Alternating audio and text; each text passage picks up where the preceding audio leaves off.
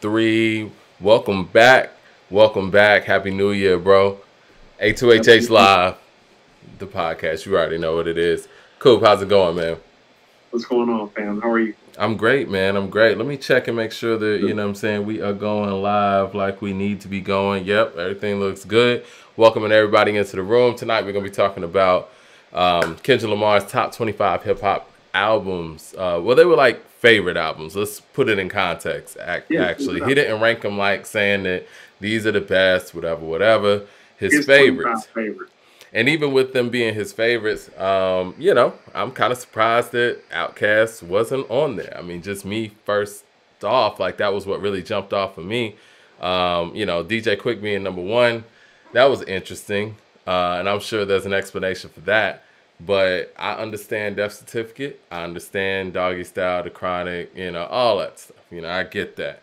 But just based on how he sounds, and let's keep it real, he's obviously very Andre 3000 influenced. I'm interested that it's very interesting to me, rather, that there are no Outkast albums on there. Lauryn Hill made it. Love Below didn't make it.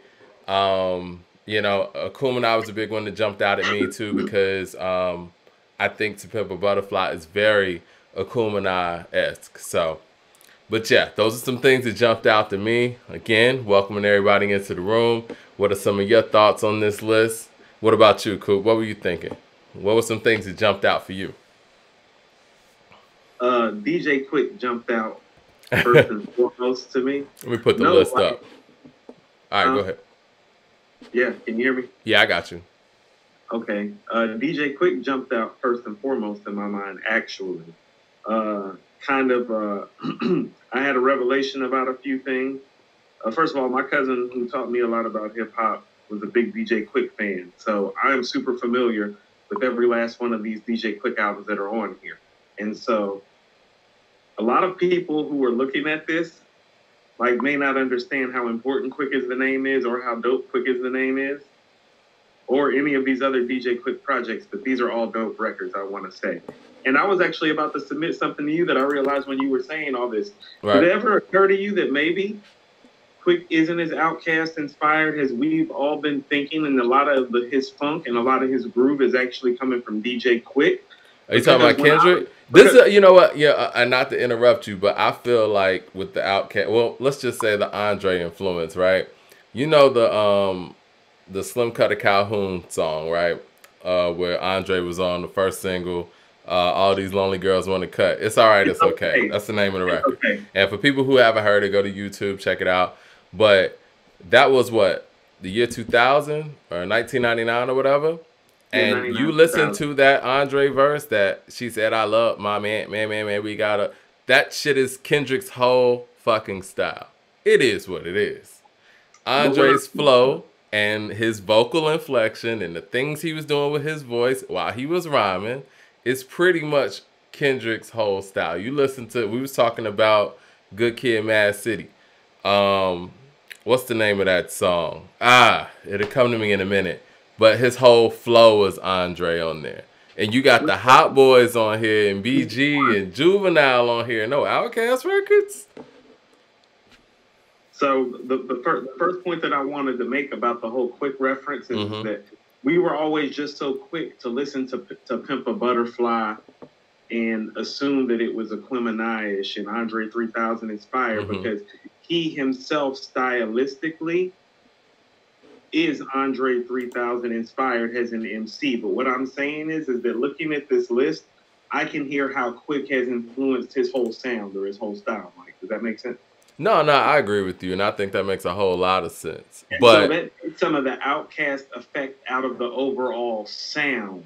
Because like I said, Mike, I know these albums. So when I'm seeing Balance and Options on here, Rhythmalism on here, Quick is the Name on here, does he have Safe and Sound on here too? Because I think Safe and Sound is Quick's best album, actually. He don't have Safe and Sound on here. He has Balance Options.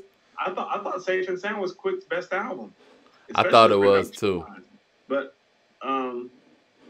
one thing that I want to say too is that these albums on here, Mike, too, like Kendrick has a great production ear for music. These are albums that beat and production wise are all pretty brilliant. And so that's what I actually pulled from it is that, I mean, I think, yeah, all of these albums are very well produced albums is what I think they have in common. Like these aren't albums that are necessarily known for their lyrical content, but they're known for how well they were produced and how well they were put together. And I can point to very many albums on here like that. The Art of Peer Pressure is one that I was thinking about that was very Andre flow-wise inspired. I mean, and again, you know, that's his list. It's his favorite list. I just find it very interesting that, you know, Outkast didn't have a favorite in that top 25 by you know, just the influence that is clear coming from them or coming from Andre and, you know, going into Kendrick's flow. Especially when, you know, and again, you said these are very production heavy, but I mean, to see BG's Chopper City in the Ghetto at number 16 and Juvenile's 400 Degrees at 14. I think it's another Hot Boy one. Well, The Block is Hot is 18. And you got Guerrilla Warfare from the Hot Boys at 17. Like, dag, Outkast couldn't get any of these spots. I find that interesting. I also find that interesting that the Illmatic's not on there, but Stillmatic's on there. I think sometimes when people do these lists, they dare to be different. And they want to go out there and step outside the box without being totally honest. No, Mike, I don't. I get what you're about to say, and I didn't mean to cut you off. No, you're good. I don't think this list is actually built out this way. I think this list is actually kind of indicative of his age bracket. Like, how old is Kendrick? He's like, what, 32? No, I see the age bracket in here. It's clear because a lot of this stuff is 99, 98, 2000. Again, Aquemini, Stankonia. Hold on. And the stuff that precedes that, Mike, are like the type of albums. Like, how about this, Mike? The albums that don't come from the West Coast are the type of albums that kind of transcended, like, and went over, like, coast. And so I imagine that young Kendrick could probably get his hands on Ready to Die and Life After Death, and It's Dark and Hell is Hot easier than he could, like, ATLians or It Was Written. You get what I'm saying? So you don't think that he was listening to those records? I don't, like, I'm talking about access too, because like Mike, I've told you about my experiences from living out there about how, like, they will play easy all day. They will play quick all day. Like, they love their own like that. And so it's hard to just break into that. And he's from Compton. Like, it's hard to break through that. And so it takes maybe the type of albums that have, like, a special type of notoriety too. And so I want to submit to you that Outkast didn't become a big selling group until Stankonia. Aquemini was double platinum. It was a 5 mic effort. Let's be real. Let's not be naive here. Aquemini was a 5 mic album. Kendrick Lamar studies hip hop, and yes, and he comes from that generation where 5 mics meant something. He's heard Aquemini. You could hear in his album making skill set, especially into Pimp a Butterfly, he has studied Aquemini. Come on now. Let's not, you know. I'm not saying Aquemini shouldn't be on. Hold on. First of all, how about this? I feel like Aquemini is one of those records that, like, any all-time great MC should probably have Aquemini on their top 25. Period.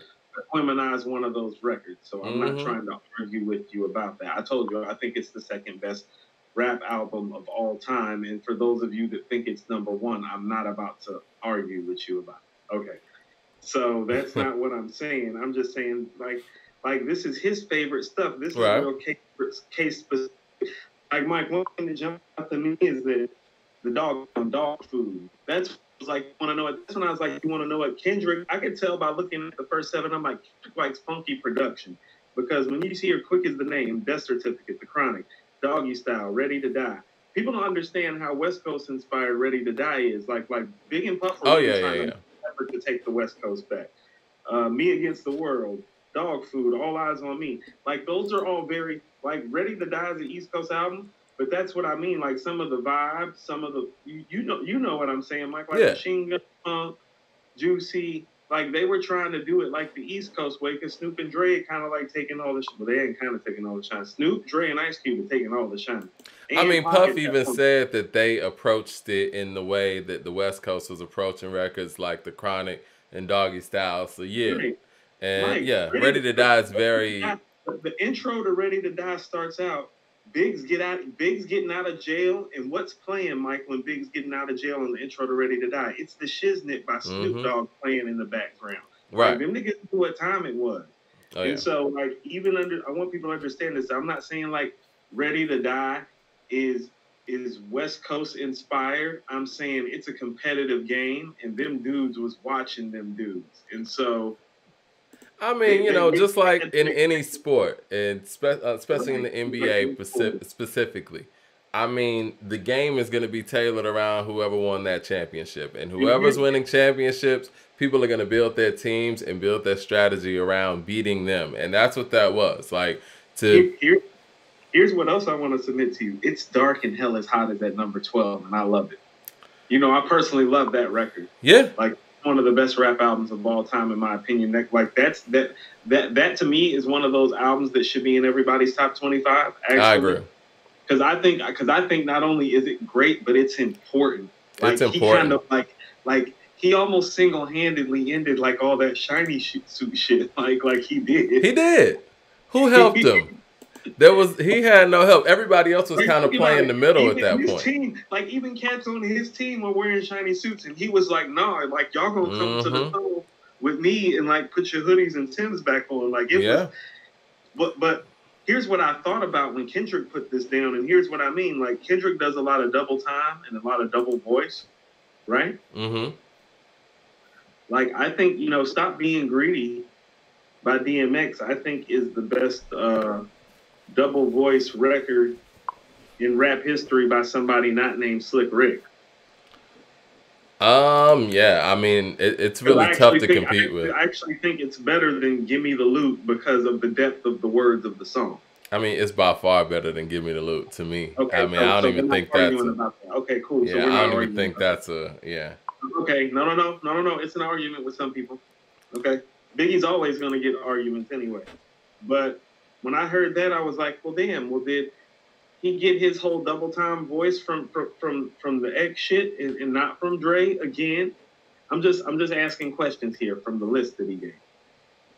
You know what? You could be right about that. I mean, and you know what? For me, as far as the albums that he's listed, like, look at the albums that he's listing. Like, these are interesting.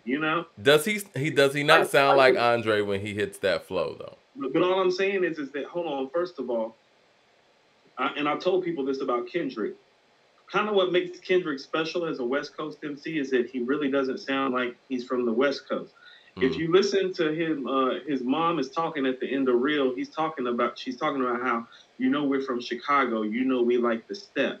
So he has that multi-syllable flow pattern, more like a West Coast. I mean, more like a Midwest guy than a West Coast guy. And vocally sounds more Midwest-ish. So he's kind of like Corrupt in that sense. Right. And so what I'm saying is if he's listening to stuff like "Give Me the Loot" and "Stop Being Greedy" more than he's listening to Outkast, who's saying he didn't pull that double time and that double sound flow pattern from those guys, and it just sounds the way it does because vocally he really, vocally he's going a lot of places with it regionally. Like, yeah, like Mike, like I'm from the South, but I sound more like my people. My people are from Ohio. That's why people think that like I'm from like the East Coast or the Midwest because like my family is. Like, but I was raised in the South, like all the time. If someone heard like the verse like, "How can you measure a nigga by multiple figures? He may got," and they didn't know who it was, would they not think that's possibly Kendrick? Would it still be the ladies most wanted dog on that you wanted? He got a type nigga around the town. I mean, it's hard for me to believe, especially, with the time frames and some of these albums that Stankonia or Kumina weren't one of your favorite records. That's just hard for me to believe. Questions. No, Mike, you're asking valid questions. I'm just asking something back, and I'm just looking at the list, and it just seems very case specific. But one thing that I'm noticing it's a lot of Cash Money love too. It's a lot of no. That's what I mean about this production, Mike. There's a lot of funky production on here. There's a lot of bounce on here. Even the East Coast hip hop shit is the East Coast hip hop shit that bounces, that knocks, Ready to Die, Reasonable Doubt, Life After Death, It's Dark and Hell is Hot.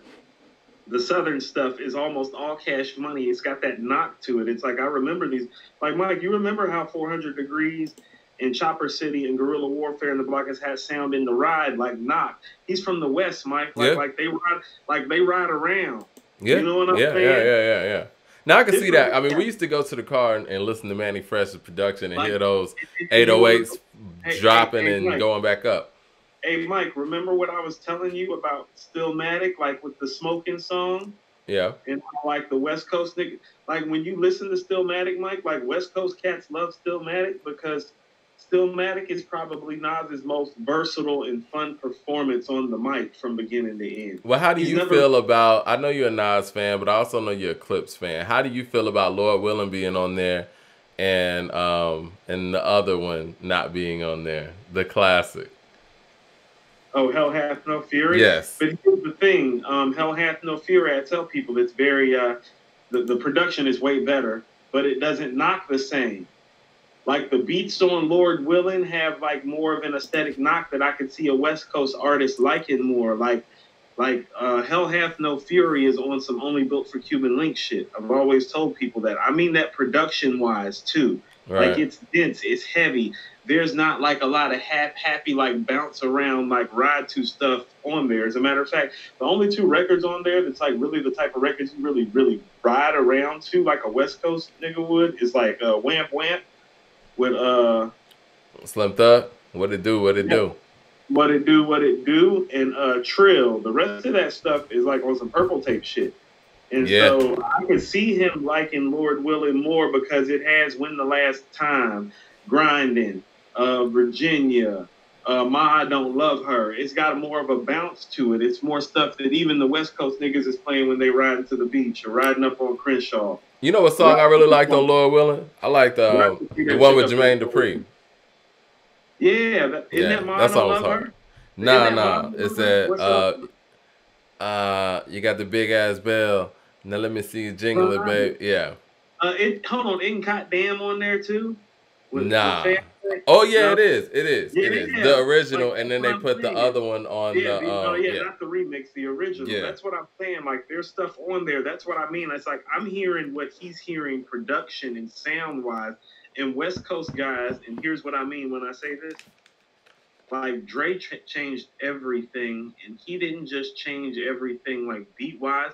He changed everything sound and ear wise, like how clean and crisp stuff was.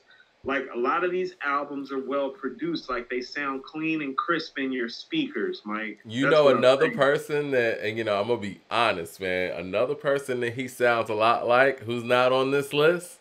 Who? Eminem.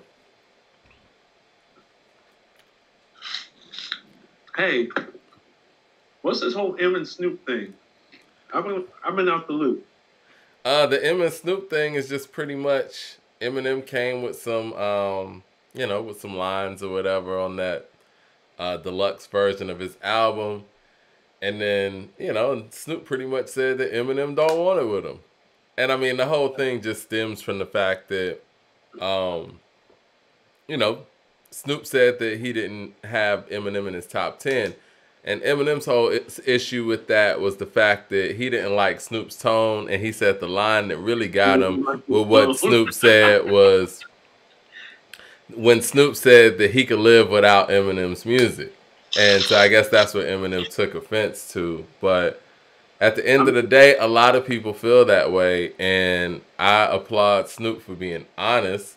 I mean, I think we've talked about this before, slightly. But yeah, that back and forth is, Okay, I was just making sure it wasn't anything. But, at the end of the day, man, I mean, Mike, when Snoop put out his top 10, he basically put out guys that were coming out in the 80s. And, and I don't think Eminem should be at the point where he feels entitled to be in everybody's top 10. Mike, these are all albums that you ride around to. All albums you ride around to? Death Certificate's one of my favorites. It's at the top. I mean, I love that. I think that's one of the greatest albums ever. You know how I feel about The Chronic.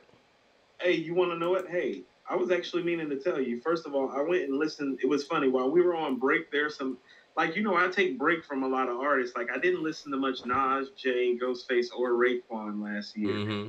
Like, I didn't really listen to Nas much outside of King's Disease. I went back and I listened to Stillmatic, and I went back and listened to Nostradamus.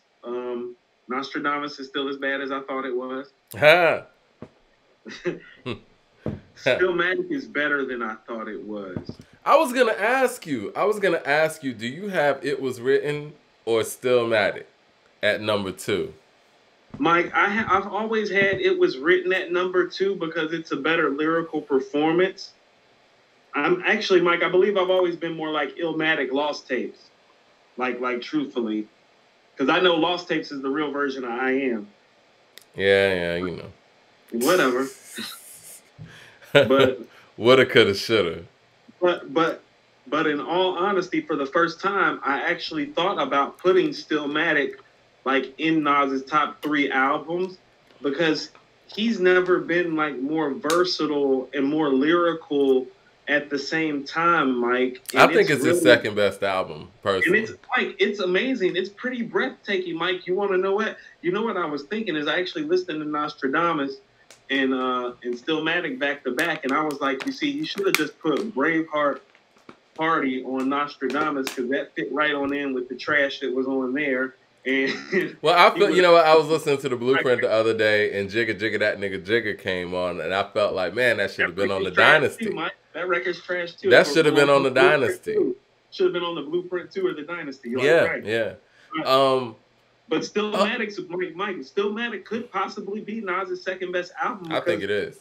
Like, Mike, Rewind and One Mic are literally right next to each other on the album. Yeah. He took like, chances. And for me, I think Rewind's more incredible than I Gave You Power, honestly. No, that's wrong. I think it is.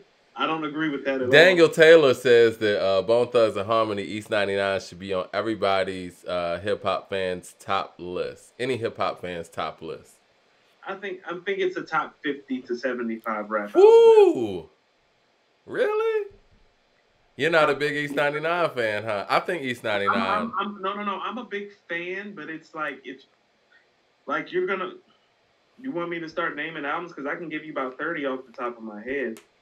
You're going to name 25 albums better than East 99. I mean, without us taking up too much time here. Okay, Paid in Full, Follow the Leader, The Low End Theory, Midnight Marauders, It Takes a Nation of Millions to Hold Us Back, Yo Bum Russ the Show.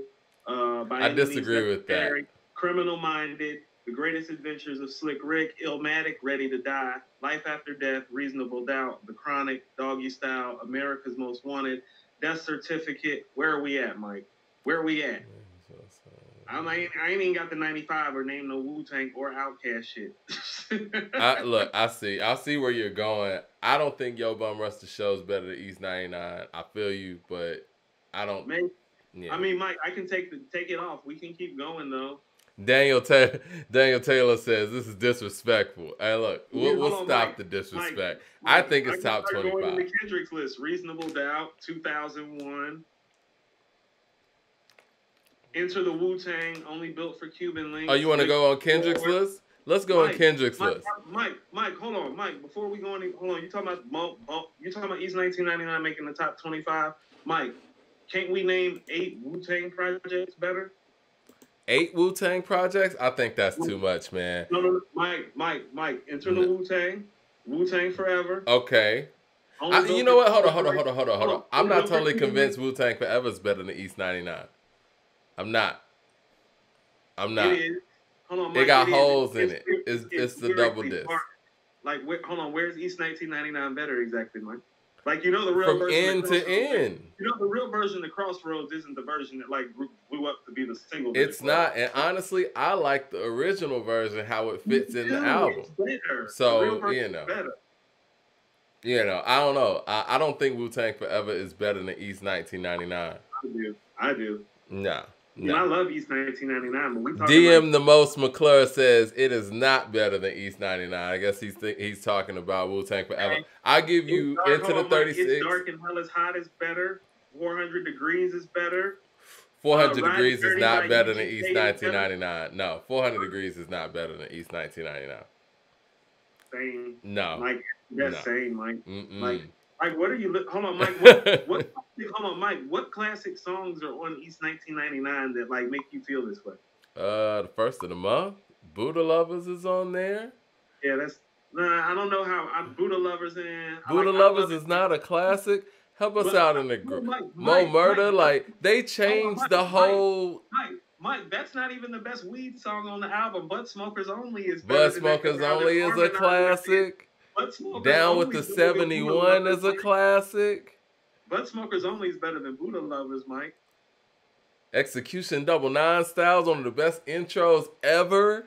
East 1999 is a classic, Mike. Yeah. Yeah. Butt Smokers Only is a classic. You telling me Buddha Lovers is not a classic? Mike, that's what I'm saying, Mike. You're talking about 4 or 5 classic records. Like the albums that I'm naming have more than 4 or 5 classic records. Like, you know what? I think that the people in the room, they got this one right. I think that East 99 is a top 25 hip hop album all time. Mike, no. Like, how about this, dude? It's a game changer. It's a game changer. Mike, you want to know what? I'm going to put our people to the test. Do these people think that it's better than The Diary by Scarface? I think it is, man. In all due respect to Scarface, I think it is, man. I'm about to hang. All due respect to Scarface, I think. You know what? We'll put that up in the group. How about that? We'll put that up on the page. To step into this relationship, Mike, I'm gonna have to go like I'm gonna have to be Craig Hodges or some shit instead of Scotty. This shit ain't going. I don't know, man. Mike, listen to what I'm saying very carefully. East 99 isn't even fucking with The Diary by Scarface. Mark Kemp said, hell no. Todd Walton says, Mr. Ouija, are you with me? Hell no. Not top 25. What we're supposed to be talking about anymore. Is this podcast over? Like, you know what? There's a lot of people that disagree. They said that it's not top 25. It's not. It's not top 25. Mike, it's one of those. How about this? I think whether you think an album, how about this? That's probably the line for a classic album for me. Like East 1999 is probably where my classic line is. It would be probably like one of the last 5 to 10 classics to get in. And that's why I say 50 to 75. I'm not saying it's not a classic. I'm saying it's one of those last set of classics to get in. It's more, I'm trying to give it some better context to maybe give it some more respect that maybe people can relate. It's more let's be real, man. East 99 is... How about this, Mike? I think 400 Degrees by Juvenile is a fair comp, actually. I think those records are comparable. 400 Degrees is... Maybe I'm biased, but East 1999 is a much better album than 400 Degrees. And I think Mike, because Bone is just better rappers. Hold on, Mike. I personally think East 1999 is better than 400 Degrees, but I'm talking objectively. Those are comparable albums to me, and I think both of them are classics, but I would have them more on my back end of what I consider a classic to be. It's not like, Mike, like The Diary by Scarface, like, no. Like, Lacan said, not to interrupt you, Lacan said, never seen a man die and mom playing tricks on me 94. Enough said. You know what? And we have talked about this on previous shows. Nobody could make that record. Nobody can make Never Seen a Man Cry other than Face. Anybody else is on that album, and you compare, and you think East 1999 is better, and it's like, I feel you. It's like, nah, 400 Degrees is more of a better comp. I'm trying to think of like a West Coast album that would be a better comp too, Mike. Like, oh, you want to know what, Mike? Like, what's Cube's third album, or like West Side Connection's album? Like, that's more East 1999 to me. It's like really great borderline classic shit. You know, I was kind of surprised the fact that, other than the DJ Quick stuff, going back to Kendrick's list, I was really surprised that Death Certificate got number 2. But I guess I shouldn't. But you know what was surprising? The Death Certificate's number 2 and America's Most isn't on there at all. That's the surprising part. Mike, I'm going to tell you something. You've always told me, don't you like Death Certificate more than America's Most personally? I personally do. I mean, and that's me. But America's Most is still, like, I don't understand how you could put that at number 2 and not have America's Most on there at all. America's Most is probably the most glaring omission from the list because he named almost every important rap album that came out of Southern California on there. But even 2001. Yeah, even 2001. But here's what I will tell you, Mike. I actually listened to Death Certificate while we were on hiatus too, Mike. And you want to know what? I think that you're right. Death Certificate's better than America's Most Wanted. And that's the first time in my life that I said that. But I listened to Death Certificate from beginning to end. I'm like, yo, this Cube's best shit. This shit crazy hard. Yeah, man. He's better. You know what? He's better. He's better on there. Mike, you want to know what? I think people. What do y'all think in the room? I know y'all naming a lot of records from Death Certificate. Y'all think Death Certificate's better than America's Most? I'm about to pull up. Mike, I can't even think of the name of the record. Like, it was one of those. I mean, True to the Game. You know, A Bird in the Hand. You know, and the fact that he used the a bird in the hand sample. You know, I mean, it makes sense. Where is it? What song are you thinking about? Steady Mobbin'? Mike. No, Good Cop, Bad Cop. Cube was in full Cube mode on Death Certificate, man. Yeah, he was like, Matt, I'm going to tell you what happened, Mike. Like, Good Cop, Bad Cop. You know, Mike, I got thousands of songs circulating. Good Cop, Bad Cop came on. I played it like 4 times in a row. And then I was like, nah, I played the whole shit. And I played the whole thing. And I was like, and then I went and played America's Most. And I was like, damn, I was like, Mike might be right. I'm like, Death Certificate's going harder than America's Most. You know what? Ice Cube last year, you know, collectively, he became my favorite rapper. I forgot to make that announcement. Ice Cube has become my favorite rapper because after that contract with Black America and the way he stood on his grounds and stood on what he wanted to. No, he stands. Yeah. He's the same guy. He never changed up or anything. And I respect it. What he believes in, Mike. He really is the nigga that you love to hate. And the fact that everybody else thinks. And the fact that all of his peers that are a lot of people that he put on who are famous now, nobody stood next to him. No Kevin Hart, no Mike Epps, no, Lisa Ray, nobody. There's a lot of other people that he put on. And when he was taking these hits from the public unnecessarily, nobody came to his defense, and he was cool with it. He was Cube. He said, fuck it, it's cool. I expect y'all not to like me, but I'm going to tell you what I feel. Mike, he been the nigga that you love to hate for a long time. Like, he don't care.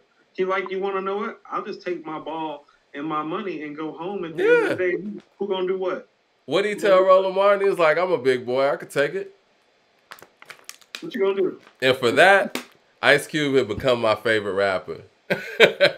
He was already in my top 5. I love the way Ice Cube stood on everything that he said in Death Certificate. But to say all those things, Death Certificate was 91. He's the same guy in 2020, mentality-wise, that he was 30 years ago. And it's a great thing. Well said, Mike. I mean, so, I'm really disappointed in a lot of people who are his peers, who speak this black excellence, this and that, who had an opportunity to inflate, his message and what he was trying to bring forth, but they said nothing. And it's not that they said nothing, Mike. Okay, so some even went out there and tried to undermine him.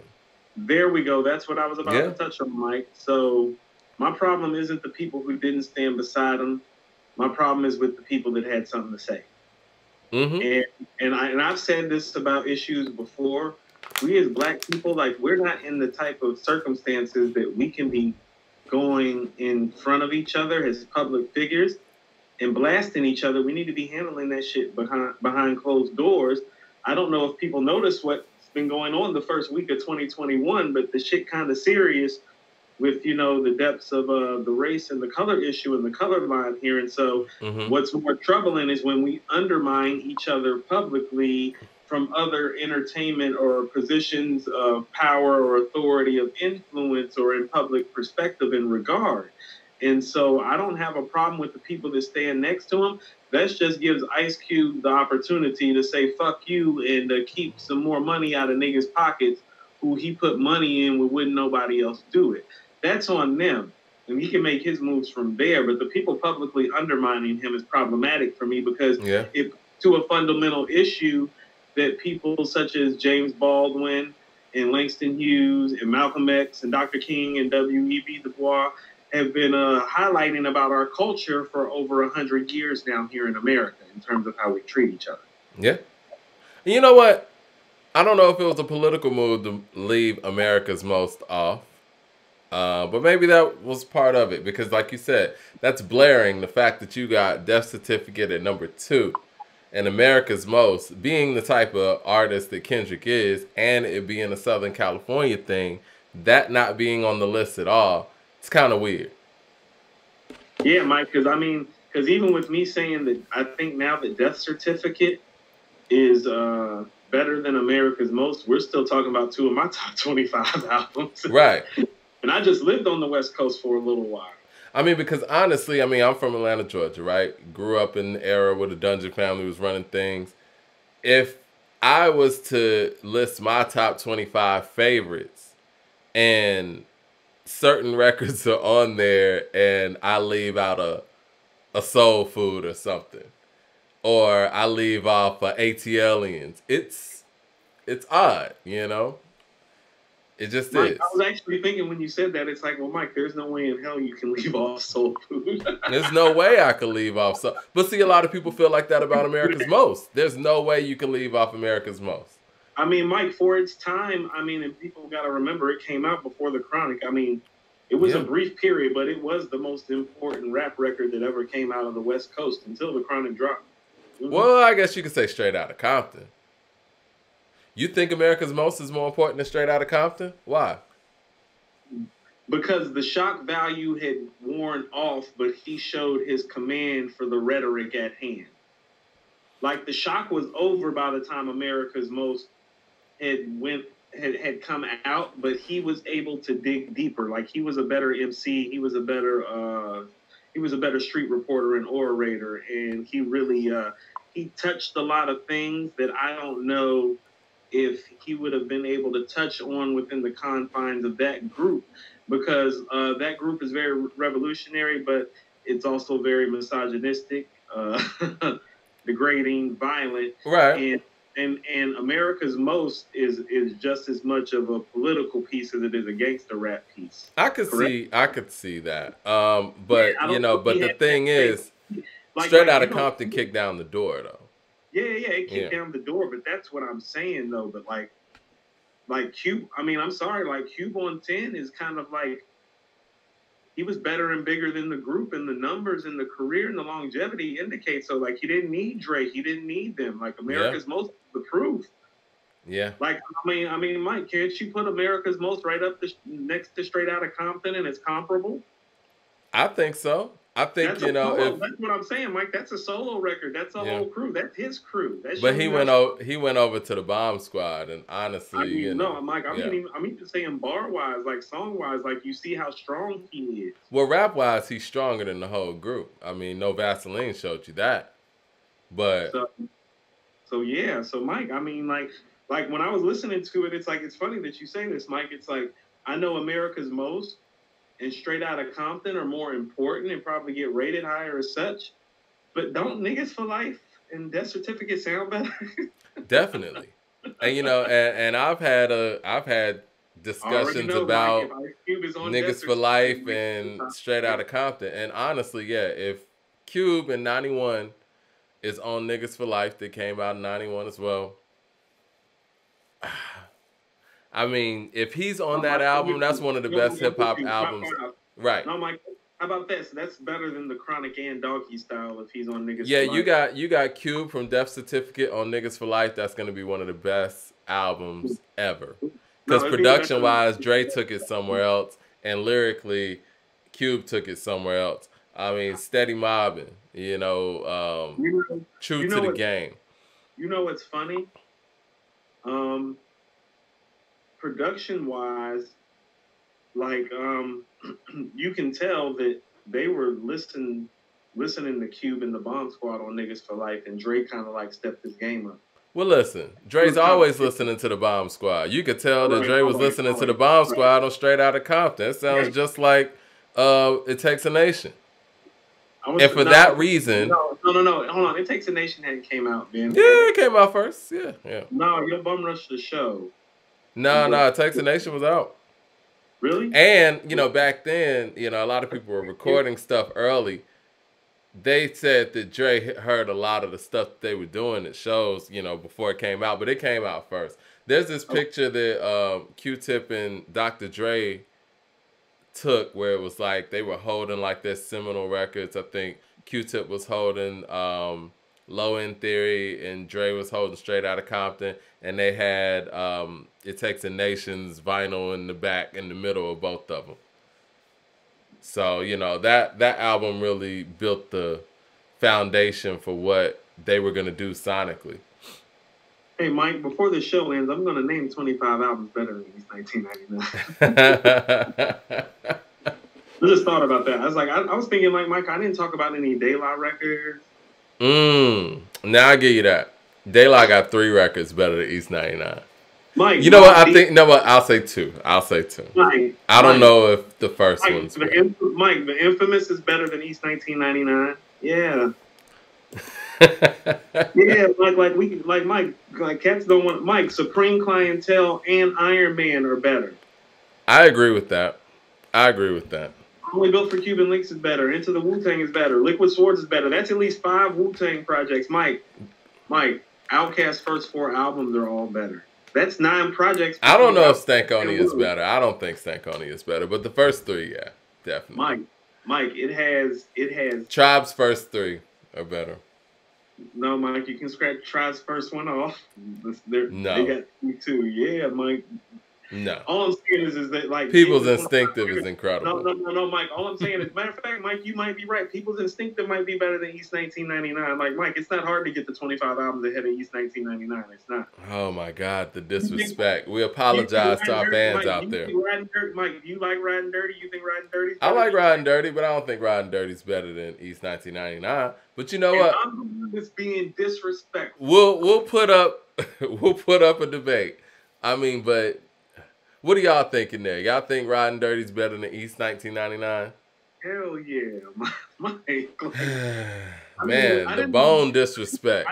I didn't even know that those things were in question at this point. Mike, Muddy Waters is better than East 1999. Muddy Waters is better than East 1999. The Score by the Fugees is better than East 1999. Mike, I'm just going through my 1996 album. You know what? We've put the Score up against it before, and East 1999 blew it out. But I agree with you. I think the Score is better than East 1999. Mark says, Stankonia can't touch East 1999. Mike was better than everything on East 1999. What's that? How many mics is better than everything on East 1999? Oh my God. I don't know if it's better than the song East 1999. It's not better than First of the Month. That would be the only comp on there, Mike, and still nothing like that verse from Lauren. That's a scathing, seething, all-time great hip-hop verse. What's your problem with Bone Thugs and Harmony? I mean, it's not a problem. I just have it properly rated and not misstated. I just know albums that are better than that and have held up better. So you got East 1999 as top 50. Yeah, like 50-ish. Like Mike, I would get to 30 before I would start putting it in consideration somewhere. Mike, is it better than Stakes is High, Balloon Mind State, 3 Feet High and Rising? Like, no, Mike. No. We just named hold on, Mike. We named 3 Cass records, 3 Tribe records. 3 De La records, 5 Wu-Tang records. 5 Wu-Tang records, Mike. We ain't talked about Nas, Big or J like that, Mike. Like Todd Walden says, The Roots, Do You Want More is better. No, Mike. I don't agree with him. Do You Want More isn't better, but Illadelph Half-Life is better. And so is I think Things Fall Apart is better. Things Fall Apart. Yeah. And Illadelph, Mike, and Illadelph Half-Life. Illadelph Half-Life. I don't know about that. I don't know. The impact of East 19, like when Bone hit, man. They changed the game. No. That was the thing. Creeping on a Come Up did numbers too, Mike. They did like 3-4 mil off Creeping on a Come Up. All right. Mark Hepburn, said, Stankonia can't touch East 1999.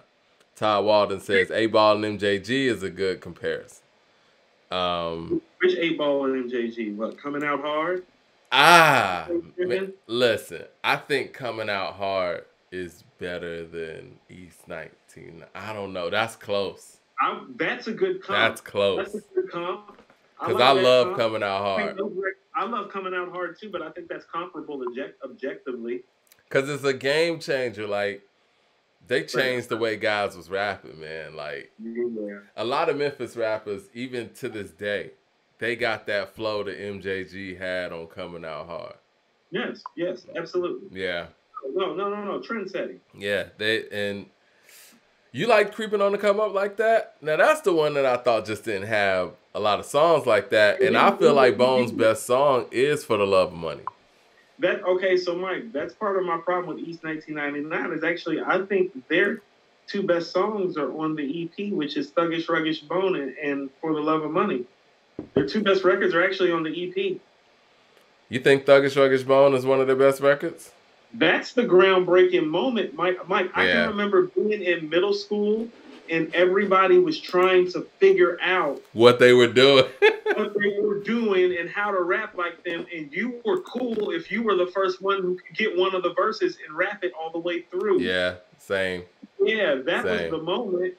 Yeah. So that's what I'm saying. By the time East 1999 it came out, it was like you kind of wanted them to win. But, Mike, the first two records that dropped off that project were really the best songs. And that was The First of the Month and East 1999. Those were the first and second singles.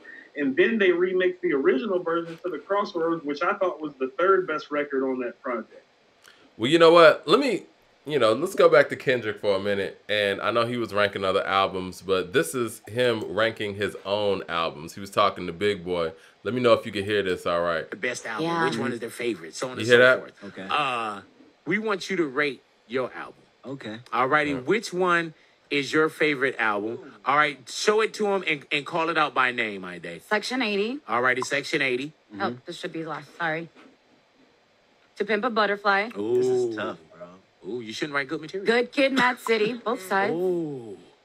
And last but not least, Damn. All righty. Lay him out in front of him because he make a lot of songs. He probably don't even remember what songs were on the album. Yeah. I guess they you have to give us a straight answer, too. Don't try to give us no. I'm going to give you a straight answer. Yeah, man. Don't be a politician. You want to number them? 1 through? You could just tell us in case he wants to number them. I think he put. Uh-oh. There you go. That's the order right there? Yes. From which way to which way, though? I guess people couldn't even see that. I should have actually put the video up there. But, yeah, he had it basically Good Kid, Mad City. He had Damn. Then he had To Pimp a Butterfly and Section 80. Mike, I play those records in that order, so I don't totally disagree. Really? I would say, Mike, in terms of the frequency in which I play songs off those albums, or the frequency with which I play the project, like in that order. Like Good Kid, Mad City is the only one of his projects where I really get the urge to listen to it from beginning to end from time to time. I think some of his seminal moments as an MC are on Damn, and so like sometimes I just want to hear Element and Feel, or I just want to hear the story on Duckworth. Speaking of Feel, that sounds like a Outkast Goody Mob type of feel as well. Yeah, it got some Black Ice in there. It does. Got some Black Ice in there. Yeah. But yeah, I mean, Mike, Mike, how about this? Feel and Real, in my opinion, are his two best songs, period. So you got Damn over To Pimp a Butterfly. I don't think it's a better project overall, but I think its highlights are greater than the highlights of To Pimp a Butterfly. Like the stuff that you're going to remember him for as an MC, you're going to find more of that on Damn, actually, than you're going to find it on To Pimp a Butterfly, actually. But you know what? I was listening to a mix. I think it was on Abstract Radio when Q-Tip was doing his show. And I heard they mixed in These Walls. And I think this was around the time when Damn was actually out or Damn was still fresh. And because when Damn hit, it had me thinking like, yo, this is a really, really good project. Because off of first listen, basically both of those albums, To Pimp a Butterfly and Damn, off first listen, I was like, yeah, these are incredible albums. But when I heard These Walls, I was like, yeah, this album's different than this one. And, for me, that record stands alone. I think The Black of the Berry stands alone. I think that You Ain't Got a Lie to Kick It stands alone. Mama Said. Huh? Mama Said. That's the name of the song. Mama Said. Yeah. And Hood Politics. That stands alone. Like, these records are different, man. When you say different, Mike, when you say different, can you like qualify it further or explain more in depth when you're saying different? I think like, sonically they're different. They sound like when I'm saying qualify it, when you're saying different, do you mean different like in the way when we heard things sonically on the low end theory different? Mm-hmm.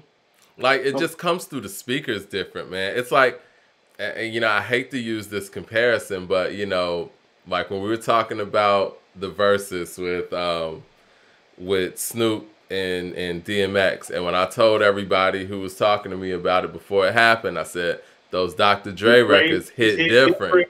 And in that moment when we heard Slippin' from DMX and then Snoop plays Murder Was the Case, it's just different, man. And that's how I feel when I hear To Pimp a Butterfly and anything else he's made. Like, These Walls, the way, and production's a big part of it, the way it's put together, the way it comes through the speakers, it's very different than anything else he's ever done. Now, I will say, I think Damn was the album where he kind of split the difference and had elements from Good Kid, Mad City and some of those elements from To Pimp a Butterfly and made it a lot more digestible, because To Pimp a Butterfly is not that digestible, I will say.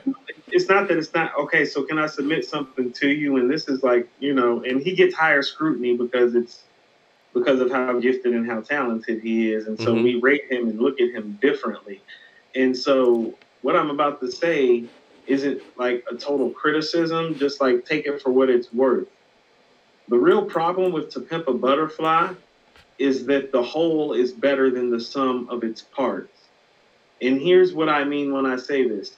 The overall conceptualization, song sequencing, production is actually better in its totality as a whole piece than the song execution, because the real problem with the album, Mike, isn't the depth of it. It's that it's not that entertaining. Okay. I can dig that. And you can have it's a nerd's album. Like, I wouldn't even, it is a nerd's album, Mike, but it's not even that. It's just that song to song, it's not entertaining. As in, if you don't listen to it in sequence together, there are very few songs on there that are just going to pop up in a random song sequence. Right. You're going to want to hear it. Because for everything that you're saying, Mike, the only song that ever pops up on my playlist off that album that comes on and I'm like, nah, I got to hear it, is How Much Does a Dollar Cost? That's the only record when it pops up, because I'm like, man, he just goes somewhere. And I'm just like, very few MCs can go there, and I need to hear that. The other decision that I love from that album is the fact that, because the first song that was put out on that record was I. And there was a lot of questions about that when that came out. And when they put the live version on there, the live version is the best decision that they could have made. That live version is so much better than the recorded version. I'm wondering what is he doing too. And you know what? I think King Kunta was not a great showcase of how dope that album is. I think that was a bad single to put out, and I think that's one of the worst songs on the album, to be perfectly honest. Yeah, I mean, Black of the Berry was actually pretty dope. Mm-hmm. It was just like, Mike, that's what I mean. Like, those songs are so much standalone pieces. Kind of like you said, it's hard to pick a single from that album. These Walls would probably have been the best choice. Todd Walton said when he did that alien voice, he lost a few points. He got that alien voice from Andre 3000. Yeah, he got that from Drake. Yeah. And Andre doesn't have a song on an album on his list, on his favorite list. Back to his list. I wanted to ask you this, and you kind of touched on it a little bit. We got at number 14, we got Juvenile's 400 Degrees. Number 16, we got BG's Chopper City in the Ghetto. 17, Hot Boys Guerrilla Warfare. 18, Lil Wayne's The Block is Hot. Is this just too much Cash Money love, or? No, Mike, this is what I'm saying. He's a West Coast cat. He's a young kid when these albums are coming out too. And like this is probably what the big homies are riding around to because of that bounce, Mike. It's got that knock to it that West Coast niggas like. That's what I'm saying. They like this shit like that. Like they like that knock and that bounce. They riding around with their systems. They got the top back. SA's got the low. Like yeah, all that shit's real, Mike. Like so, like that's what I mean. It's like when I'm hearing him and the homies riding around, like with the vocals drowned out, like because the way you know what I'm saying, like right.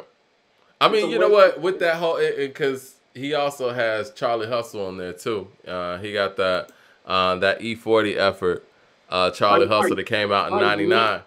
Like Mike, the one Nas album on here is actually the one Nas album that actually really knocks consistently, like beat wise. Like, okay. Like Still Back is the Nas album that has the beats that knock. Smoking, One Mic, the intro, The Flyest, the intro, Got Yourself a Gun, You're the Man. All of those beats knock. Destroy and Rebuild.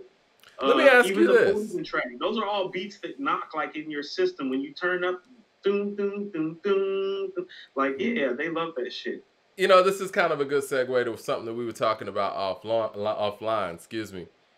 What do you think, as a Nas fan, is the best beat that Nas rhymed to? Wow. Ever? Because he always gets knocked for not being a great beat picker, which I think is a ridiculous statement and overblown. He's rhymed to some great beats. What is your favorite beat that Nas has ever rhymed to? And anybody in the room too, y'all can answer that question also. That because of who he is and because of that question about his beat selection, like okay, like first of all, as far as the beat selection, I feel a lot of the way that you feel. It's not that he's picked bad beats. I don't think he's picked beats that have necessarily optimized what he's best at. Like we got Street Dreams in here. We got Nas is Like in here. We got Nas is Like Again. Okay, Nas is Like would be up there. I want to let the people talk. Yeah, like what do they think? Made You Look is a top contender. You know what? I'm gonna go with Made You Look. Okay, and you know how I feel about The World Is Yours being the best produced record on Illmatic. I'm gonna say The World Is Yours. It Ain't Hard to Tell and Made You Look are some of the best beats that he's ever rhymed on. We got Verbal Intercourse here too. Verbal Intercourse would be up there too. Okay, so Mike, this is what I want to submit to you. So those beats that y'all are naming, he sounds better than anybody else who ever lived when he's rapping over those beats. And so when he's not rapping over beats like that, people say that he can't pick beats, and that's not the case. It's just when he doesn't pick those type of beats. I agree. I think the one that y'all are blatantly missing is probably New York State of Mind. Todd Walton has New York State of Mind too, and I do think the Part 2's beat is better than the first one. We got a One Love over here too. Go ahead. All y'all are wrong that think New York State of Mind Part 2 is a better beat. Like I'm so sick of people saying that. You don't think Premier upgraded the beat on the I Am version? Man, there's nothing like the intensity of like how he hit that beat on that record, and it just like Mike. I mean, it's probably the best start off to any rap career ever. Like if you never heard him and you picked up his album and that was the first time you heard him rap, you were probably like, "Who the fuck is this dude?" I apologize. I misquoted Todd. He was saying 2 as in also, so he's talking about Part 1 as well. Brothers back up the next bit. Yeah, Mike, that was epic, Mike. I remember the first time I heard that, I was like, "What? Really?" Like, yeah, New York State of Mind. How about this? New York State of Mind, Made You Look. Nas is Like, The World Is Yours. It's so many. And, we need to dispel this whole notion that Nas can't pick beats. I'm gonna tell you what else he does over too. And this is probably slept on. Do Rags. Oh yeah, that's a dope beat. I think he was better than the beat on that one though. He's better than, a lot of the time. He's better than the beat 90% of the time, Mike. Like I wouldn't say 90. That's a big one, but Mark Hitburn said, "I gave how you about this, power." Mike? Let's do it like this. Let's do it like hold on, this, Mike. Coop. Mike, how about this? People wasn't asking for Primo beats until they heard Illmatic. Let's do it like this. I'm gonna name a Nas album. You tell me the best beat on there. Illmatic. The best beat. Mm-hmm. And you guys in the room can do that too. Hey, The Mike, best hold on. production of beat. Hold on, before we go any further, he sounds best when he's actually on stuff like Memory Lane or Do Rags, because that puts him like in his introspective best. So those aren't the best beats, but that's actually the beats he sounds best on. He sounds best on Do Rags and Memory Lane and in Silent Murder. He sounds best on beats like that. But even those aren't the best beats. So I just want to. You think Memory Lane's the best beat on Illmatic then? No, I think it's the best for him when he's doing what he's doing, because what he does on Do Rags and on Memory Lane and on records like that, he can't nobody do that. Okay. I guess this question is gonna be then, what beat does he sound the best on each album? So I'm gonna name an album, and you tell me what beat on that album he sounds the best on. Is that fair? What beat he sounds the best on. Yes. Is that fair? Yeah, that's fair. Illmatic. He sounds best on Memory Lane or The World Is Yours. Either one. All right. It was written. I was talking the time. It was written. Mm-hmm. What beat does he sound best on? Mm-hmm. The Setup. I was gonna go Shootouts. I was thinking The Setup.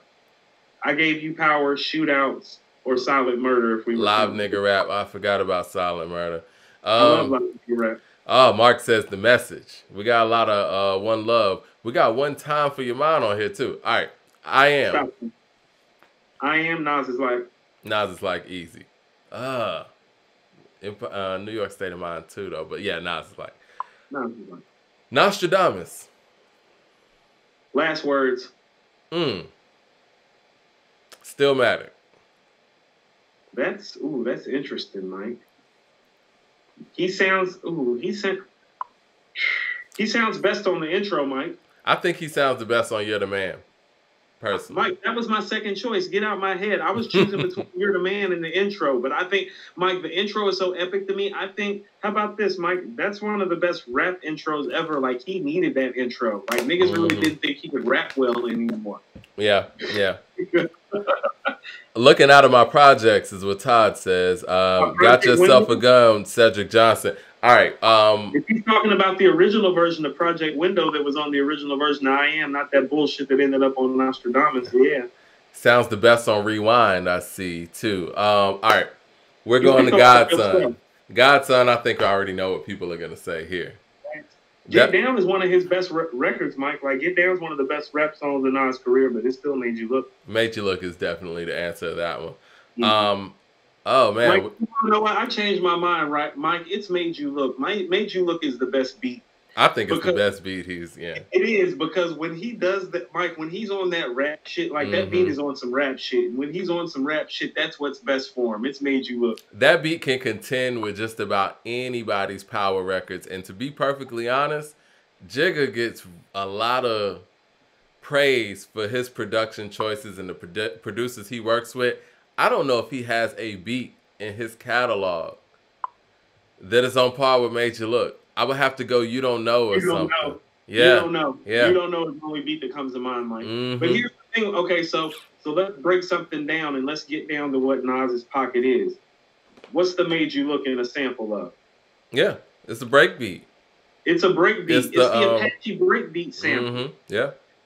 That's why I be telling people Nas is the best of all time, because when he gets on some rap shit, and this is supposed to be about rap, nobody does it better. If he was in the park jams, picking up a mic with 2 turntables and the DJ, he's going to rock it. Right. And that's exactly why I don't think Eminem is a top anything, because he couldn't do that. But no, Mike, for that reason, that's why I always tell you, like, he's all-time great lyrically, but all-time not, because it's like, you're right. And that's why, Mike, that's the best way I can explain it. If you were to get the Wheels of Steel in the mic and start the park jam and play the beat, Nas would be the guy that would sound better than everybody else, like, live. Like, including Rakim, Mike. Like, he would be the guy. I don't know about that one. Rakim got a voice. Rakim's voice is different, man. Yeah, Mike, but Yeah. so is Nas's. That's what I'm saying. It's like we splitting hairs here. I'm just saying when you put Nas in that pocket on some rap shit. Street's Disciple. Ooh, the best beat on there? He sounds the For best him? on Thief's theme to me. No, actually, Mike, he sounds best on the record Street's Disciple, where his father's talking for the hook. That's actually the best track for him on there. Because those types of records, like Mike, I don't know who made that beat, but it sounds like a Havoc type of beat. I be telling you, like certain style of beats bring certain stuff out of him. What Like, about Hip Hop Is Dead? Mike, I actually think Black Republican was the best beat for him and Jay. It was like I think Jay sounded better on that record than him. I think his delivery was better on the record. I think he was lyrically better too. But I think Jay has a better delivery. You want to know what, Mike? I actually, a lot of people have called that a draw. I thought Jay was better on that record overall, truthfully, like, and honestly. Can't forget about, no, Mike, the Hustlers beat. Hustlers. I forgot Hustlers was on there. That's the best beat. Can't Forget About You was a very nice song. It was just like, I don't know, Mike. Sometimes, like, I liked it when it first came out, but sometimes I'd be like, this shit too happy. Next. Jeremiah said, I'm glad to see that Corrupt's The Streets Is a Mother is getting credit. That and the Dog Pound, Dog Food. Too. You know what? I love Streets Is a Mother. And you know what? Not to get too long-winded here, but what was that? That was 99. I think it came out like a week before or after the Chronic 2001. But that's when Corrupt was doing a lot of work with Organized Noise. And I remember hearing, I call shots around here like on the radio in Atlanta. And I was like, yo, this song is crazy. I went and bought that album. I bought that album before I bought Chronic 2001. And I was really happy with it. I love that Dog Pound song on there. Nate Dogg's verse on there. Never Gonna Give It Up. That's one of my favorite Nate Dogg appearances ever. No, Mike, I remember it actually came out. That was my freshman year of college. I remember. That was the first time I ever heard Crooked Eye, too. You're right. It was the first time we heard Crooked Eye. And Crooked Eye, I was like, who is this guy? He was on the record with Exhibit. And, I mean, Corrupt had a record with KRS on there. Corrupt is underrated. Corrupt is underrated. I don't know exactly where to rate Corrupt. I mean, because even with the first album that he put out, what was it? We Can Freak It. Dope record. He was holding his own without having Dr. Dre production before any of those guys. Because let's be honest, man, and no disrespect to anybody, a lot of people were using Dr. Dre as a crutch. And Corrupt was able to, you know, make some really dope records. Corruption was the first album, yeah. Corrupt was able to make some really dope records without having to have Dre there. We saw what happened to Snoop when he didn't have Dre. He dropped The Dogfather, which is probably the most disappointing sophomore album ever. It's probably the biggest drop from a debut to a sophomore album ever in hip-hop. Hey, Mike, but you want to know why that is? Why Corrupt was able to move like that? Why's that? You're going to be hard-pressed to find an MC this side of Ice Cube that's more fundamentally sound, has an MC and has a lyricist, has Corrupt. Skills matter. Yeah. So you think Corrupt's a better rapper than Snoop? If we just talking like toe-to-toe, head-for-head, like lyrically, bar for bar, yeah. When they talk about those stories about them battling back in the day and all that, and Snoop was winning and Corrupt was winning, I just don't see it. I mean, and there's no disrespect to Snoop. No, Mike, I just don't see Snoop out there battling Corrupt. I just don't see it. Mike, when you want to talk about style, Mike, you want to talk about somebody coming with a style nobody has ever heard before, Mike. Like Snoop might be that guy of all guys that came out of nowhere with a sound and a style. Like Mike, because it has like a southern drawl, but a West Coast like kind of gangsta ass enunciation to it. Some pimp shit. Mike, and he's fluid on top of that. So like I can totally see it because it's like Mike, it's almost like on some Old Dirty Bastard shit where it's like, well, no, lyrically is Old Dirty Bastard better than like Method Man or Raekwon to like fade them in? Can you see that? No. You hear like his style and you're like, yeah. And Snoop's one of those guys, especially early on. So I could totally see him fading somebody lyrically strong like Corrupt on style because his style is literally that great. I think a big part of Snoop's style though is confidence, and I don't know if he had that. I don't know if he had that level of confidence during that battle era. Mike, even when he didn't have it, he had it. It's like, you remember the Nothing But a G Thing video? Yeah. Like, he's shy behind the camera. He's putting his head down. Like, he's not even ready for That's what starting. I'm saying. Like, that's not even... That's why Mike, I say that.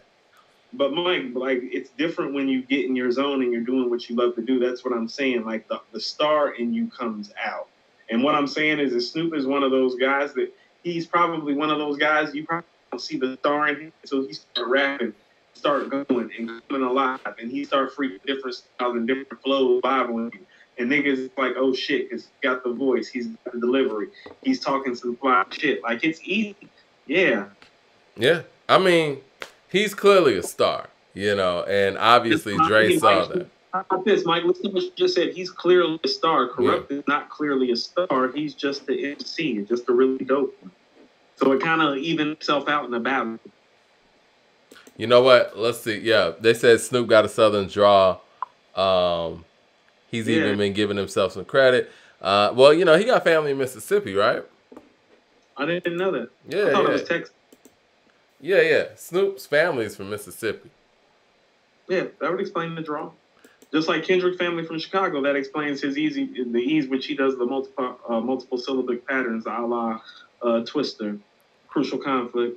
What do you feel about the Black Album being on here over the Blueprint? Production. Listen to the beats on there; they knock. Well, he got Reasonable Doubt on here, and he has the Black Album on here over the Blueprint, and it's interesting because I heard a lot of Kendrick's early stuff in the early 2000s, and it was very Jay-Z Blueprint influenced. Or maybe it could have been Black Album influenced, but well, his first couple tapes was like 2002. But yeah, the Black Album knocks more than the Blueprint. There's a theme here to what he's doing, like with his list. The Black Album knocks more than the Blueprint. Like records like Public Service Announcement, 99 Problems, Justify My Thug, Lucifer. With DJ Quick's on it, I'll give it that. And yeah, Justify My Thug, Quick is on there. Yeah. What's the best beat? Since we talk about best beat per album, we could do the same thing for Jay. What's the best beat on the Black Album? Ooh, Mike, the best beat on Mike, I think it might be Lucifer. Really? I thought Lucifer might. Yeah, that beat is sick. Like, because when I hear that, I think Public Service Announcement. How about this, Mike? I don't agree because here's the thing. I think other great MCs could have been just as great on Public Service Announcement. Like, I don't know how great they would have been on Lucifer. Like, how about this, Mike? I could hear Nas destroying Public Service Announcement in the same vein Jay did, but I don't think Nas could rap on Lucifer the way Jay did. You know what? I changed my mind. Apparently, just as great a beat, and the degree of difficulty to get your flow and your style and your rhyme pattern right on there and sound great on it is much harder. That's the better beat. I think Threats. You know what? I'm a submit Threats. Mike, how about this? Threat is a little bit too, like I love Threat. That was a personal, like, Threat is probably my personal favorite on the Black Album. I just love the whole complete come together of that song and the interludes and all that. And I love the hook. Lacan says Allure. Mark Hempberg says Allure. Allure is a fan favorite. Allure is great too. No, my first song is great too. Like, there's great production on the Black Album. Like, as far as diverse beats, like, that might be his most eclectic beat selection in his catalog. How about this? Stillmatic and the Black Album are very comparable in terms of, like, I always kind of had them as, like, the fourth-ish kind of best album, but when I listen to them later, I'm like, man, it might be, like, 3, maybe 2. The worst beat is definitely the one that Eminem produced. What about Reasonable Doubt? What would you say the best beat on there is? The best beat on there? Mm-hmm. I might have to go with Premiere. I might have to go with, even though Dead Presidents is my favorite song, I might either have to go with The Evils or Can I Live. I was thinking The Evils or Can I Live. Primo didn't do Can I Live, though. No, Primo did The Evils. Yeah, Primo did The Evils. As a matter of fact, Irv Gotti produced Can I Live. Yeah, he did. Yeah, Irv produced Can I Live. I'm with you on those two records. The Evils and Can I Live are the beats that stand out in terms of the beats that I love to hear. What about Volume 1? Oh, Volume 1, the best beat on there is Where I'm From. Okay. Yeah, I'm with that. Volume 2?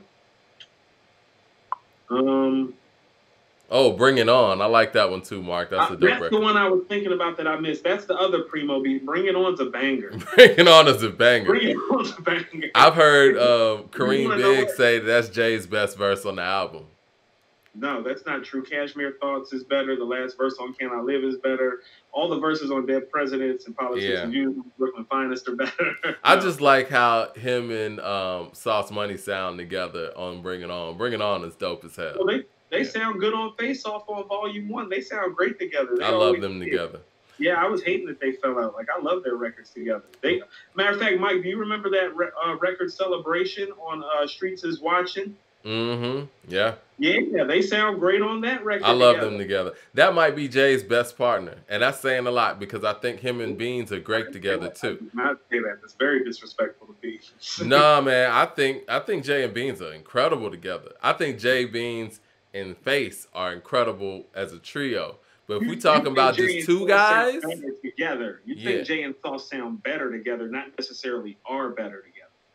Yeah, I like Jay and Sauce. If I had to pick, I mean, that's a tough pick. That back and forth on Face Off, I mean, that's some Ray and Go shit. It is.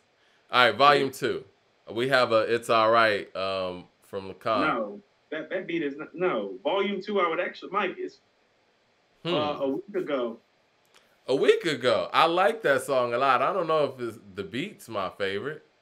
Are we not going to give this one to Timbaland? With Jigga What, Jigga Who? Jigga What, Nigga Who, but I don't know. A week ago. You know, Volume 2 didn't really age that well for me, to be honest. All right. I don't know if I even have an answer with that one. Reservoir Dogs is in the building. Actually, hey, Mike, I'm going to actually tell you something. Volume 1 is actually aged better than Volume 2. I would actually put Volume 1 ahead of Volume 2. I can't put Volume 1 ahead of 2. Mike, because Volume 1 has some of his best stuff, and Volume 2 really doesn't. Volume 1 has a million one questions, Rhyme No More, Imaginary Players, Streets of Watching, You Must Love Me, Where I'm From, Face Off. You know what? A Million and One's beat is better. A Million and One's beat is better than Where I'm From. Possibly. I mean, we're splitting the hairs. Yeah. I mean, I'm not going to argue. That's some of Primo's best stuff. Like, yeah. Volume 3. Mike, Friend or Foe 98 is on Volume 1. Matter of fact, now I'm thinking about Mike, Volume 1 is better than Volume 2. There's way more shit on Volume 1. But, you know, the problem with Volume 1 is the terrible records are very bad. That's the problem with Volume 1. And that's what brings its stock down. Lucky Me, Sunshine, I Know What Girls Like. There are none of those on Volume 2. Yeah, but Volume 2 is a little corny, Mike. It's a little happy. It is a happy record. Happy shit. That's why it sold so many records. Volume 3. What's the best beat on there? Actually, Mike, it's the Timbaland track that people don't know is a Timbaland track. Snoopy track. Come and Get Me. Nope. Come and Get Me? Snoopy track's my favorite track on there. No, because Mike, Come and Get Me's 2 Timbaland beats for one in there. Because he goes in with the first beat, I'll remove your roof, nigga, let the sun slide in. 36 enough to put 9 in. Really a 36 without the gun, I'm thin. But when the gat is tucked, I'm fat as fuck. Ignorant bastard, I'm taking it back to day one. No kids, but trust me, I know how to raise a gun. Jigga. Yo, that was Prime J. Prime J. I love Come and Get Me. That's one of my favorite Timbo tracks. That's one of my favorite J tracks. That's the best beat on there. What about the Dynasty? This Can't Be Life or You, Me, Him, Her kind of stands out. And 1-900 Hustle. I was actually going to say, Mike, This Can't Be Life or 1-900 Hustlers were the best tracks on that album and the best beats on that album to me. 1-900 Hustle's the best beat on there. Hey, Mike, you know what beat I actually like on that album? I like the Holla beat that Bleak was on. Yeah, dope record. And since we're talking about Bleak, I think that on Volume 2, he might have rhymed on the best beat on there. The intro. Yeah. Beat. Yeah. Yeah. And after that, we got the Blueprint. I think you don't know. You don't know. You don't know. Yeah, it's You Don't Know. But you know what? It's closely followed by Heart of the City. I think that Heart of the City is one of the most brilliant records that Jay has put together in that time period. It's actually my favorite Jay-Z and Kanye collaboration. I slept on that song, Mike. I didn't realize how classic that song was going to become. It wasn't even one of my 5 favorite records on the Blueprint when it came out. Honestly, man, I mean, when I first heard the Blueprint, I love You Don't Know. I think You Don't Know is a classic. It's still one of my favorite Jay-Z records. But I think it might be his best song, Mike. It might be his best song. It's one of his best songs, but I also feel like Heart of the City is one of his best songs, too. You want to know why? Because not only is it maybe the best beat that he ever picked, but everything that he is and became and even was becoming is on that record, too. Ronald Keith Young says, girls, girls, girls. Lacan says, girls, girls. I love that beat. That's a dope beat. And honestly, Song Cry is an awesome beat, too. I love what he did putting Biz Markie, Q-Tip, and Slick Rick on the hook to that record, too. Like Voices. He picked the... Yeah, Mike, he was in pocket. He was in his pocket. He was in his zone, man. So Blueprint 2, what would you say is the best beat on there? Somehow, Some Way. I'm with that. That's cool. Because I don't want to count You Don't Know remix again, you know. Yeah. Somehow, Some Way is a dope record. Yeah. But you know what? I think that Sisters and Bitches is a pretty hard track. It was a dope record. Yeah. And you said with the Black Album, you got... I would say Lucifer. What was that? Lucifer. Lucifer for the Black Album? Yeah. I'm going to roll with Public Service Announcement, or close second is going to be the 9th one, The Threat. Kingdom Come, I'm going to go with Kingdom Come, the song. That's easy. American Gangster. I might go with the Rock Boys, man. I think I was actually, Mike, the record after Rock Boys, I think Sweet. Oh, Ronald Keith Young says Some People Hate from the Blueprint 2. That's a dope record. Man, that beat was hard. That beat was hard. It was all right. That beat was hard. So you're going to go with Sweet. Yeah. On American Gangster. What do we have next? What, the Blueprint 3? Yeah, I don't know.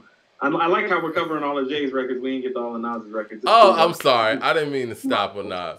Yeah. No, I'm used to it. Nas fans are used to it. No, we used to it, Mike. It's cool.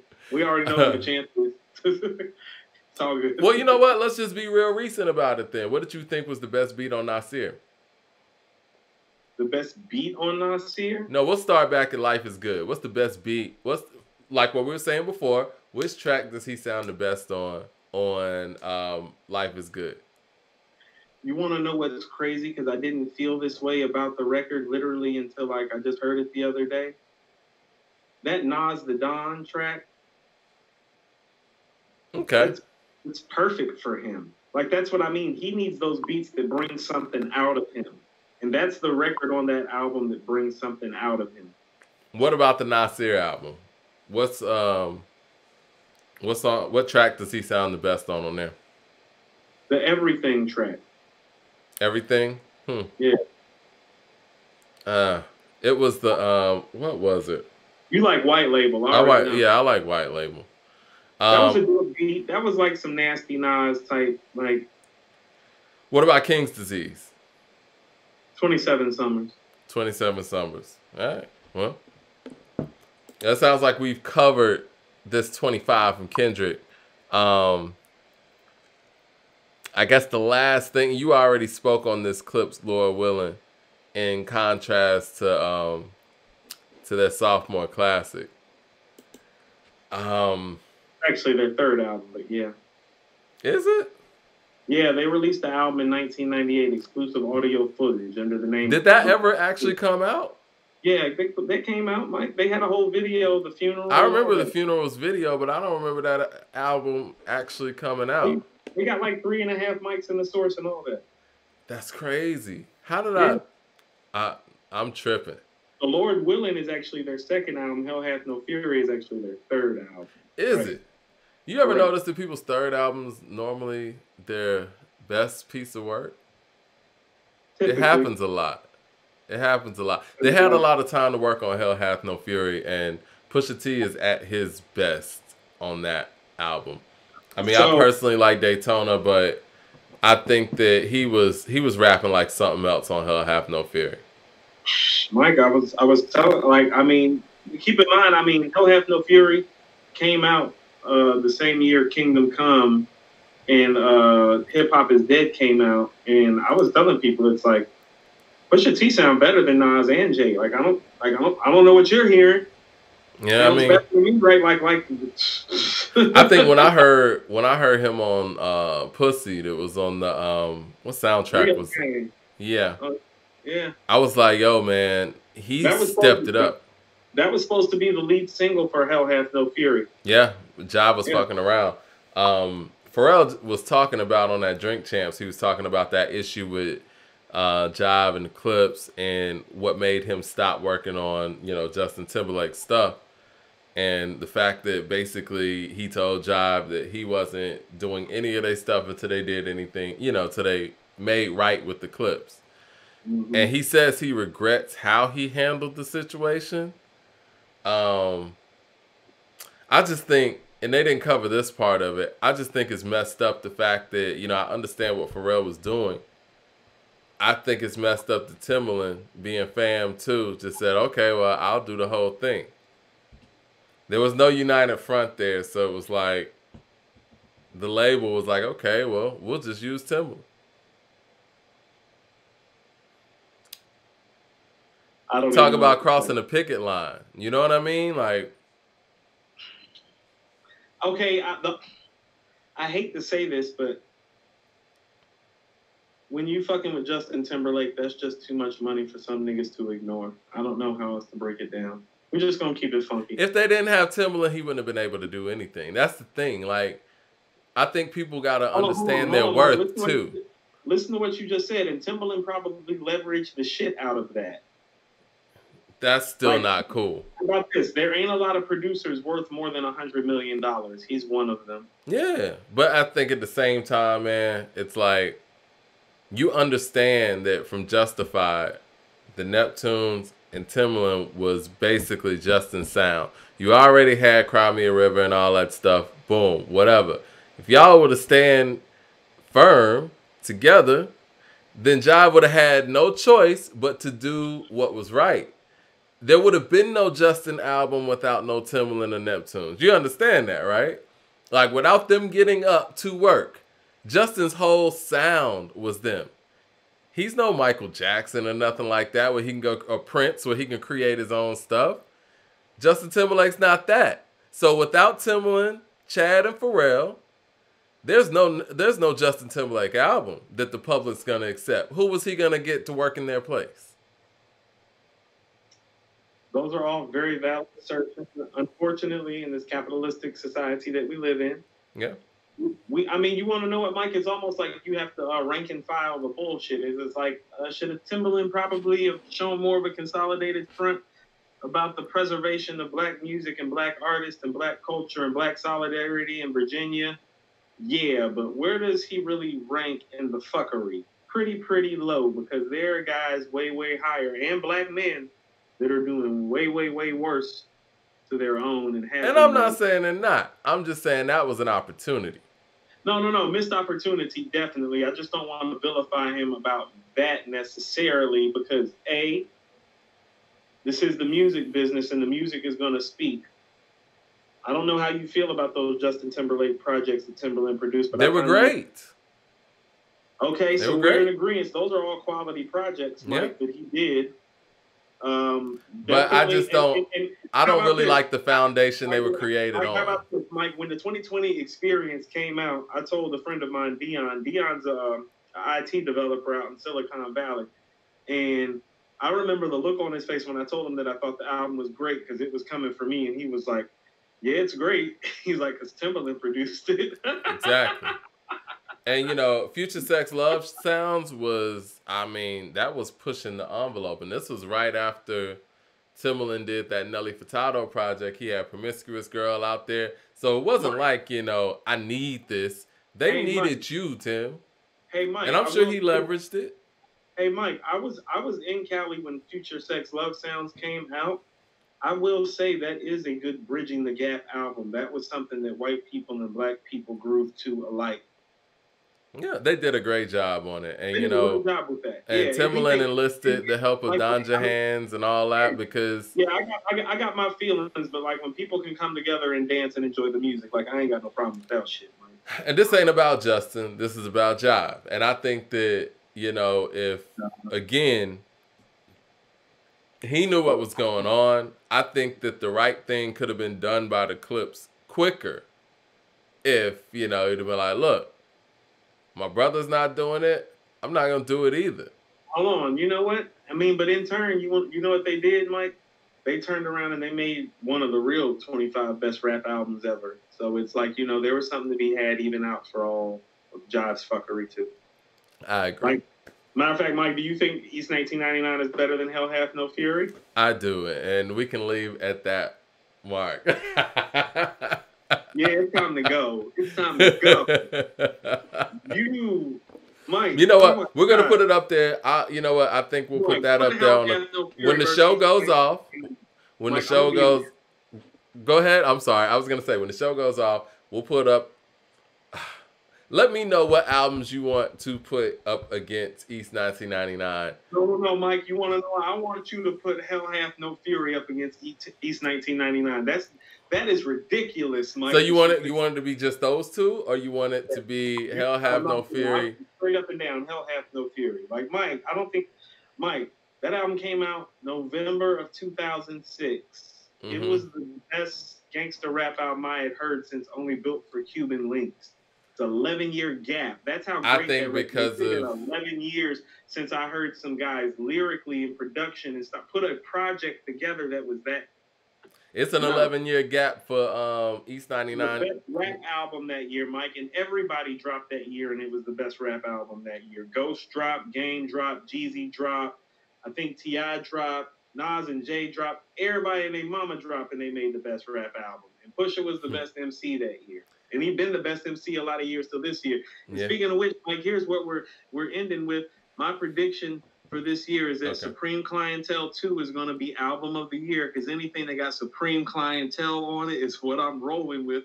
The Supreme Clientele 2 is coming out. That's my pick for album of the year. And my MC of the year is going to be Pusha T because this is the first year he's actually taken off since Hell Hath No Fury. The shit Griselda just did is right in the lane of everything he's been doing the past 15 years. This is set up perfect for him. So Supreme Clientele 2, Pusha T.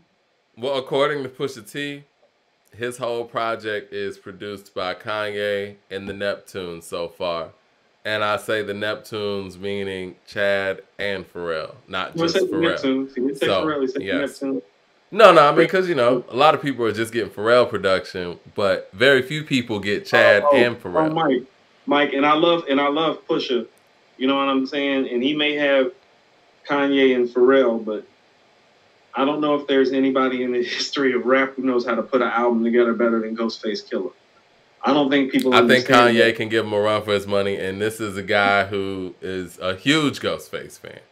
Mike, Mike, as a solo artist, he's arguably the best album maker in rap history. And so when he's talking about redoing his best piece of work, that's where my money is. This is going to be his first sequel, right? Yeah, Mike. He doesn't even strike me as a sequel type of person. That's why I'm excited. Because the thing about Ghost, I remember an article a long time ago where Ray was coming to him like after the tour, like when he was making Iron Man, like you ready to do it again, and Ghost is like, no, I'm trying to go somewhere else with it. And so he's always struck me as that kind of guy that's always going somewhere else with it. So the fact that he's going back to Supreme Clientele, it's like, oh yeah, let's go. I hope RZA's executive producing and taking all the beats in like before and all that. Like, yeah. Well, before we go, I mean, this is one of my 2020 predictions too. I think that, well, first of all, I think Kendrick and Cole are probably going to drop this year. But I'm with you in the fact that I think that Pusha T might drop one of the most impressive albums this year. I think he's really picking through it. He's going to make sure that he's not putting out no BS. I think that, you know, the gangster rap is at an all-time high on a mainstream level, and he's going to take advantage of that. I think he's going to take his time. I think he's going to collaborate with all those people. But what I also think is going to happen, I think that Benny, on the low, is probably going to come with the album that a lot of us Griselda fans really want to hear. That's not going to be fully produced by Hit Boy. No disrespect. I think Hit Boy did a good job doing what he had to do, but I think that he's going to put out an effort that has that core sound of Griselda. I predict that that's going to happen. And I think Conway's going to keep going too. Hey, Mike, that's what I was about to say. Mike, I want to hear a Pusha T Conway record this year. Are you going to hear that? I'm pretty sure. That's what I'm excited about. I'm excited about all that. The Pusha T Conway record, I want to hear that. Pusha T's going to be MC of the year. Supreme Clientele 2 for Album of the Year. It's my predictions. All right. Well, until next week, sir.